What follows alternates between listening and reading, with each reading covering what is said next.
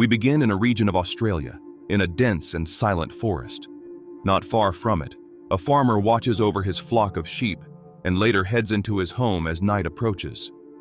Later, during the night, the sheep become restless, and barking echoes outside the house. The farmer leaves his partner sleeping and goes out to check the noise. He heads to the barn to see how his animals are doing, and upon entering, notices nothing unusual. However, amid the darkness, a ferocious creature suddenly appears, quickly attacking the man and killing him right there. Hearing a noise outside the house, the wife gets up to call her husband, but he doesn't respond. She goes outside to the barn, and not understanding what happened, she decides to enter the dark place. With a flashlight, she goes in, but soon after, a beast ferociously attacks her and kills her. The scene shifts to a ranch near a large forest area, away from the big city. We meet a boy named Henry, who is home playing with his dog nearby. He takes his pet for a walk in the animal passage tunnel and stays there for a long time, waiting for his father to return. Henry keeps some ammunition in a compartment inside and goes to his mother, who calls him to come home.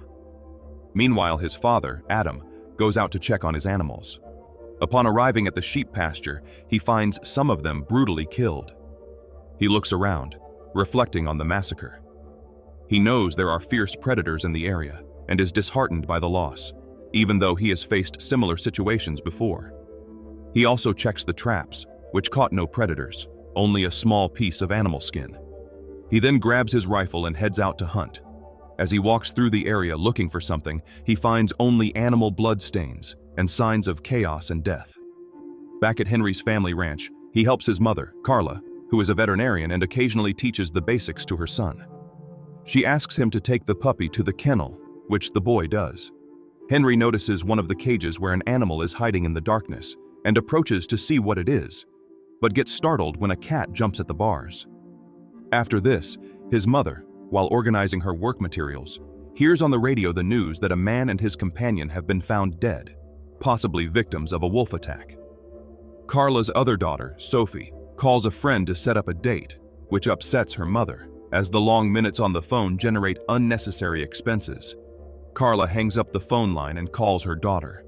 The two have a disagreement, as the mother doesn't want Sophie to waste phone credit, while the daughter wishes to be in the city, working and living a normal life like other young people her age. Henry is in his corner listening to everything when a collector arrives. The boy warns his mother, and she asks the children to return to their rooms. She communicates by radio with her husband, who is cremating the dead sheep. Carla asks her partner to return home immediately. He returns and talks to the property collector, who states that they are 5 months overdue on the mortgage for the house, and that the delay is bad for the family, as the debt is significant.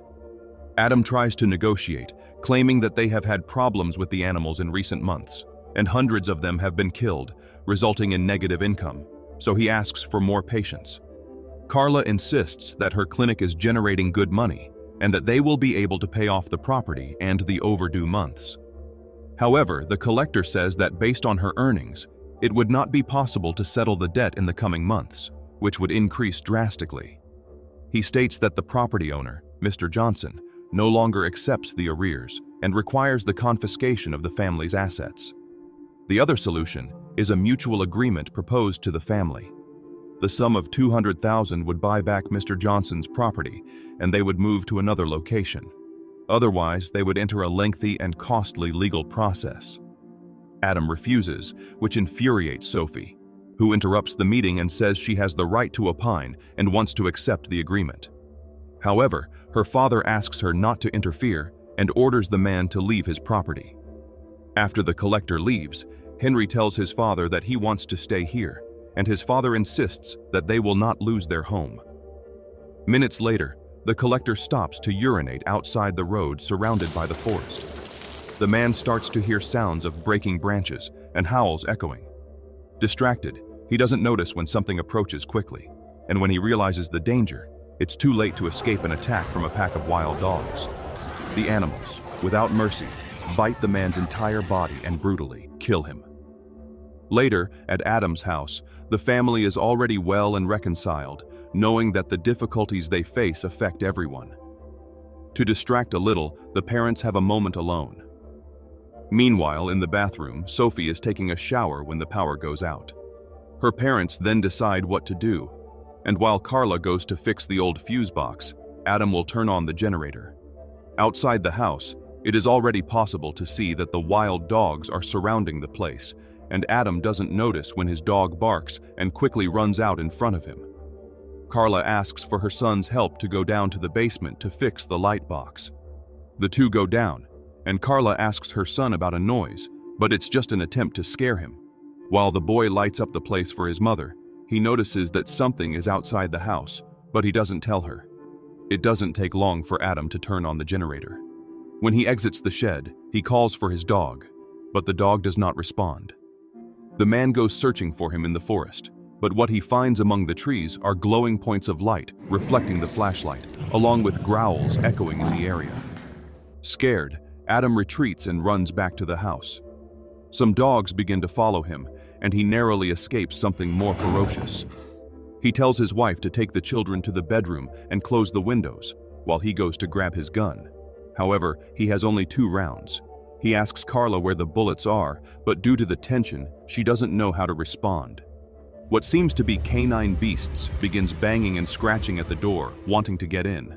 And while Carla calls for emergency help, Adam checks the front door. When they hear glass cracking, Carla drops the phone and helps her partner barricade the windows. When they return to the front door, they hear a fierce growl, as if something strong is causing chaos outside the house. Wanting to stop whatever it is, Adam shoots through the door. After a brief silence, he opens the door and sees blood marks on the floor outside. Thinking the attack is over, he turns around, and at that moment, the beast attacks him from behind. The man screams in pain from the bites, but he is saved by his partner, who strikes the animal with an iron bat, scaring the wounded beast away. Minutes later, she helps Adam tend to the bite wounds, and when Henry asks about his dog, his father laments the possible loss. Carla is shocked by what she saw and states that the creature may have been created through random crossings of wild species, making it more agile, strong, and ferocious. Luckily, Carla is a veterinarian, and soon vaccinates her partner against a possible rabies infection. The family then hears howls coming from the forest, and at that moment, they realize that there isn't just the beast that attacked them. Carla then tells her husband that she took the bullets to hide at the clinic because they were disappearing, suspecting the children in this action. An hour later, a police car arrives at the site, and an officer tries to communicate with the central station, but gets no response. He then gets out of the car to respond to the previous call. He approaches the family residence, but before the members can alert him to the danger, he is brutally attacked by a pack of rabid dogs. The man shoots to try to save himself, but that's not enough, and the animals drag him into the forest.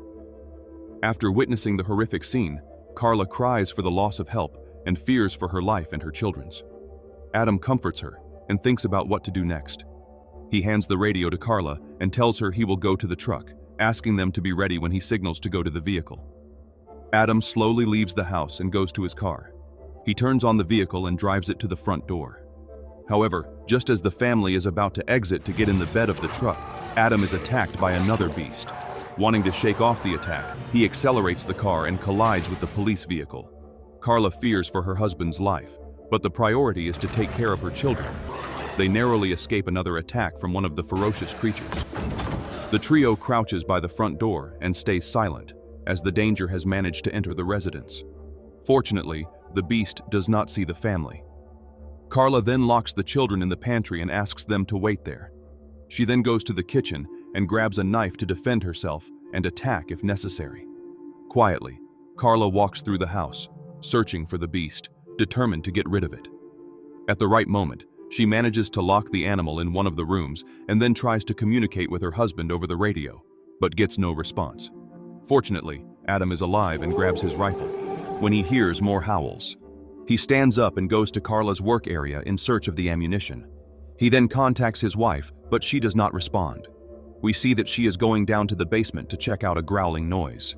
Consequently, she finds a large dog there, but hides quickly before being spotted. The killer dog hears something upstairs and runs, giving Carla the opportunity to remain safe.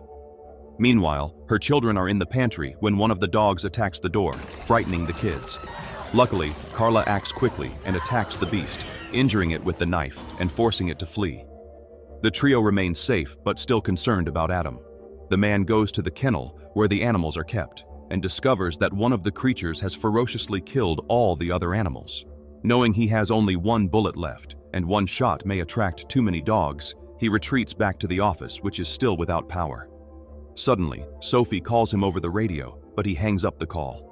Due to the noise, the canine creature enters the place and looks for prey, and Adam tries to hide behind the operating table.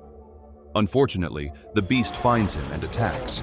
Summoning his strength, Adam strikes the murderous beast with his gun and attacks it using the rifle butt until it lies still. He goes to the bathroom and finds 2 more rounds.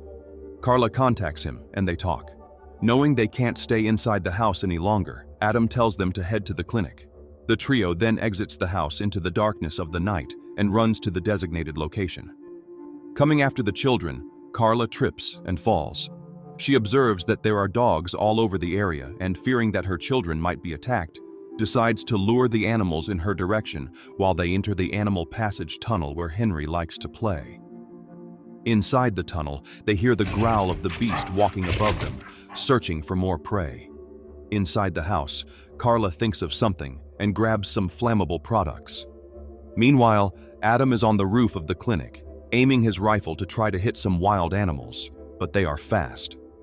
His children exit the tunnel and reach where he is, climbing up. At this moment, Carla emerges outside the house and sets fire to the area to attract the beasts. When this is successful, she runs, and Adam needs to use his hunting skills to kill the ferocious creatures that pursue his wife. Unfortunately, he only hits one, and the other beast reaches Carla as she enters the vehicle.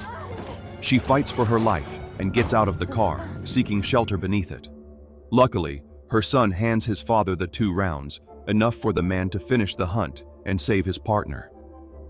The wild animal drags Carla out and threatens her with its fierce growling, leaving her in a dead-end position and terrified. Before the creature attacks, Adam appears and shoots to save his wife. The family fortunately goes through the terror and is safe.